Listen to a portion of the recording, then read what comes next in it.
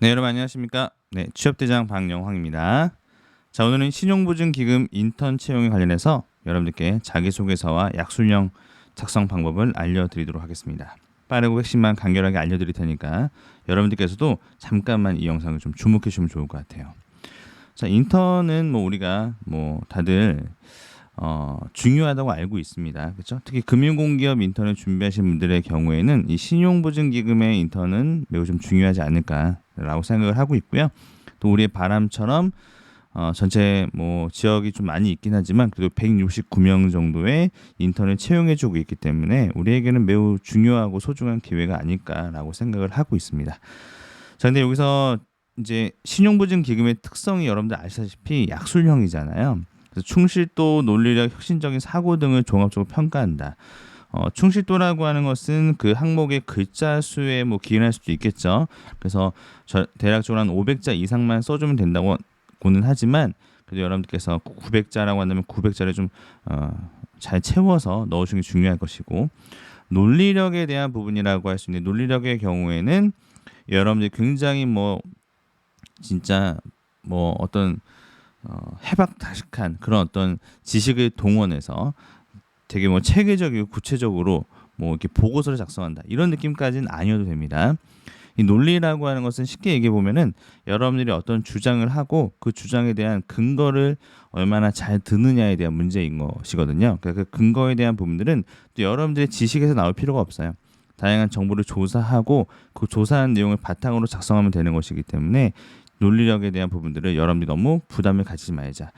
이 혁신적인 사고라고 하는 것 또한 내가 제시한 아이디어가 이미 신보에서 하고 있는 것들이고 이미 이전에 하고 있던 것들인데 네 아이디어는 별로 혁신적이지가 않겠다라고 생각할 수도 있겠지만 하늘 아래 새로운 것이 없습니다, 여러분. 그러니까 여러분들이 혁신적인 사고라고 하는 것은 다르게 생각해 보면 실현 가능성, 시행 가능성에 대한 부분들로 보시면 좋아요.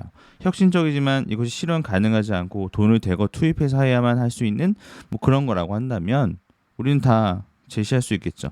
예를 들어서 약술형 항목 1번 항목에서 뭐 중소기업 어떻게 정책금융권에서 어떻게 해줘야 되냐, 돈을 다 탕감해 주자 이러면은 가장 좋겠지만 그렇다고 그것이 실현 가능한 내용은 아니기 때문에 그렇습니다. 자, 그러니까 여러분들이 이 혁신적인 사고라고 하는 것들은 실현 가능성이라고 하는 기준을 두고 여러분이 작성을 해주셔야 됩니다.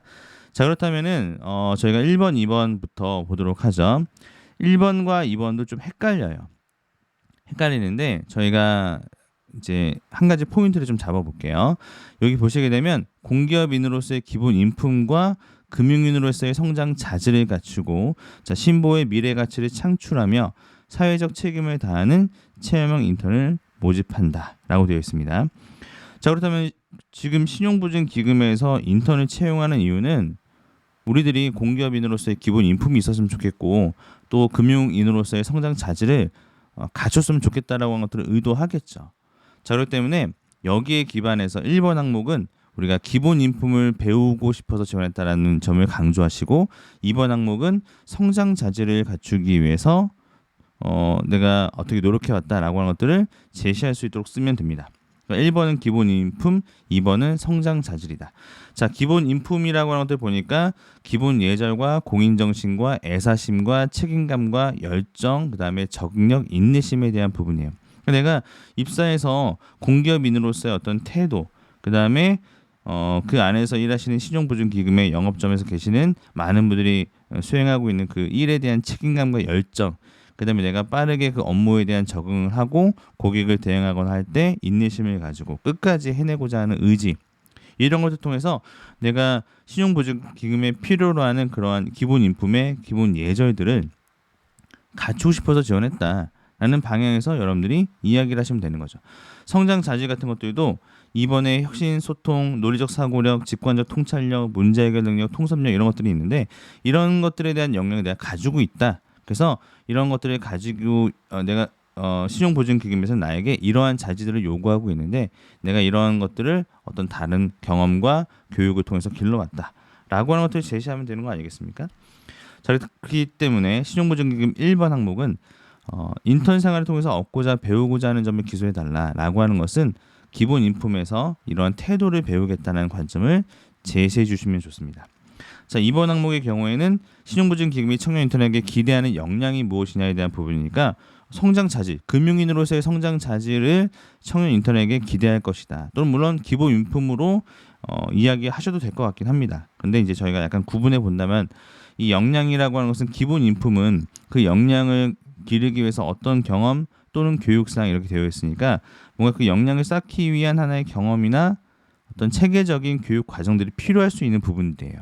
그래서 물론 이런 것들도 다 역량적인 부분이긴 한데 통찰력, 문제해결 능력, 논리적 사고 능력 이런 것들에 대해서 내가 어떤 교육이나 어떤 그 경험 등을 통해서 이러한 성장 자질을 길러왔다.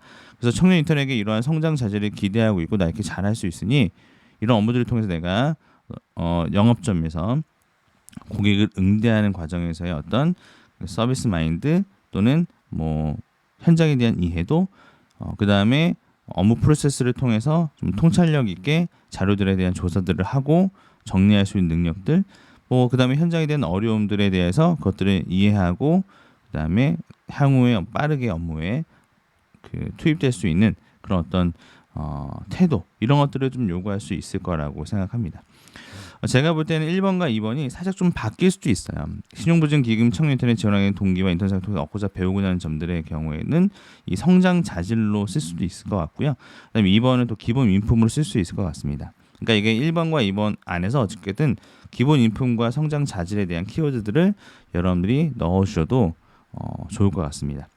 그래서 여러분들께서 그 점을 잘 참고하셔서 1번 항목과 2번 항목에 대한 내용을 작성해 보시기를 바라겠습니다. 자, 그 다음에 약술형 항목에 대해서 한번 진행을 해보도록 할게요. 앞서 말씀드렸던 것처럼 충실도와 논리력과 혁신적 사고에 대한 평가 부분이기 때문에 뭔가 이제 논리적 구조나 어떤 자신의 생각이 잘 투영된 글이 완성이 돼야 된다라고 하는 것입니다. 자, 내용을 한번 보시게 되면 이거는 핵심적인 것은 우리가 자이언트 스텝, 우리가 늘 얘기하는 거 아니겠습니까? 여러분들 고생 많으시죠? 네, 이 자이언트 스텝으로 인해서 금리가 커지고 이런 금리에 대한 인상으로 인해서 한계 기업들이 등장을 하게 되는 것이죠. 그러다 보니까 중소기업이 굉장히 좀 어려워질 수 있는데, 자, 이럴 때 도와줘야 되는 게 어디죠? 바로 신용보증기금이나 정책금융기관들이 되겠죠. 그래서 이런 부분들은 실제로 여러분들 중소기업 중앙회에서 이런 논평이 있었어요. 기준금리 인상에 대한 중소기업계의 논평이라고 하는 주제가 있었습니다. KB즈에서 여러분들이 논평을 한번 읽어보시면 좋아요. 실질적으로는 이 내용의 핵심은 그거예요. 그러니까 우리가 되게 전문성 있는 어떤 지식을 가지고 어떻게 해야 된다라고 하는 걸 제시하는 것이 아니라 경영상의 부담을 완화시킬 수 있도록 신용보증기금이 어떻게 해야 되죠? 당연히 좀 약간 그 대출에 대한 부담이나 이런 것들 좀 완화시킬 수 있을 수 있도록 다양한 정책 금융들과 협의해서 어떤 하나의 특별한 어떤 기구들을 마련한다거나, 그렇죠? 약간 협의체를 구성한다거나 이런 것들이 좀 필요할 수 있겠죠.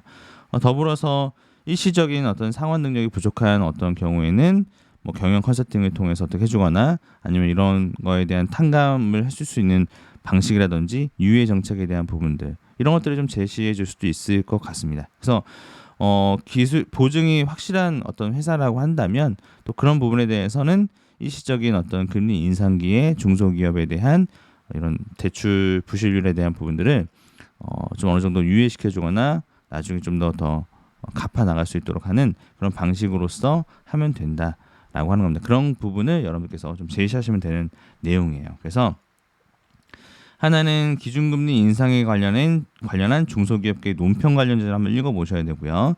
그다음에 예전에 중소벤처기업부에서 중소기업이 어려울 때 정책자금에서 어떻게 해야 된다라고 하는 이런 지원책에 관련된 어떤 그 방안을 내었던 적이 있었습니다. 2020년 코로나 때 나온 건데 그런 자료도 한번 필요하시면 읽어보시면 좋을 것 같고요. 필요한 자료가 있다면 요청해 주십시오. 제가 공유해 드리도록 하겠습니다. 자, 그다음에 신용보증기금은 역동적인 기업 혁신 생태계를 위해서 그 스타트업에 대한 지원을 많이 하고 있죠. 그래서 프론트원도 운영하고 있고요. 스타트업의 기업들에게 어떤 사업의 전환과 실패 기업의 재도전 같은 것들도 제공을 해주고 있습니다. 근데 이러한 스타트업이 더 커져나갈 수 있도록 어떻게 신용보증기금이 역할을 수행해야 될 것인가에 대한 부분들을 구체적으로 작성해달라. 600자 이상 900자 이내네요. 그러니까 아까 500자는 아니고 600자 이상 써야지만 충실도 면에서 평가가 되겠네요. 자, 근데 이런 걸 쓰려면 지금 신용보증기금이 하고 있는 그런 사업에 대한 부분을 한번 확인해 봐야 되겠죠. 그래서 보니까 스타트업 네스트, 프론트원, 신용보증기금의 투자 유치 플랫폼, 혁신 아이콘 지원 프로그램 등 다양한 스타트업 지원 육성 프로그램을 운영하고 있어요. 그래서 제가 보니까 웬만한 건 다 하고 있어요. 뭐 실패하면은 다시 제도약의 기회를 주거나, 주로 이제 투자 받는 게 어려우니까 이런 그 유커넥트라고 하는 것들을 통해서 다양한 엔젤 투자자들이나 VC, 그러니까 벤처 캐피털 투자자들을 대상으로 한 투자 지원금에 대한 뭐 이런 것들도 연결해 주기도 하고, 경영에 대한 부족함이 있니? 경영에 대해서 우리가 도움을 줄게. 뭐 예를 들면 기술 창업에 어려움이 있니? 기술 창업에 대한 부분들을 도와줄게. 이런 식으로 웬만한 것들은 다 지원해주고 있기 때문에 여기에서 뭔가 새로운 것들을 발견해내기가 되게 어렵긴 합니다. 근데 여러분들이 이제 이 부분에 중요한 건 뭐냐면은 제가 봤을 때는 좀 세부적인 내용도 여러분 다시 한번 그 신용보증기금의 홈페이지 들어가서 한번 보시면 좋을 것 같은데, 제가 볼 때 느꼈던 점에 대해서만 잠깐 설명드려 볼게요. 그러니까 11대 혁신 분야에 대해서 주로 스타트업을 많이 지원을 한대요. 근데 11대 혁신 기업이 아닌 스타트업들도 있잖아요. 특히 최근에 중요하게 여겨지고 있는 우리가 뭐 자주 등장하는 ESG와 관련된 그런 사업들을 하는 기관들도 있을 것입니다. 기업들도 그런 쪽에 창업 기업을 하나 더 추가해야 된다. 다양하게 하자.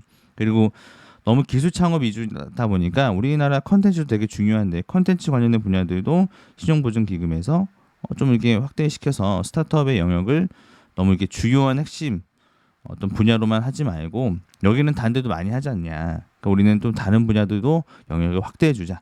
그 다음에 제가 생각하는 두 번째는 지역 균형 발전을 위한 지역 스타트업을 우선적으로 많이 지원해 주는 거죠.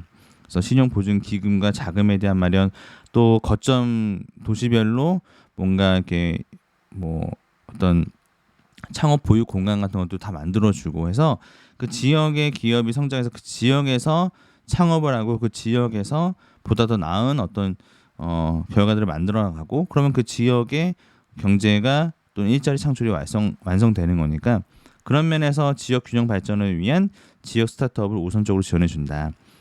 그 다음에 뭐 창업 데이터 같은 것들을 공유해서 꼭 굳이 창업자들뿐만 아니라 창업을 희망하는 많은 사람들이 그 창업 데이터 플랫폼들을 가지고 창업에 대한 다양한 정보를 얻을 수 있도록 하자라고 하는 점.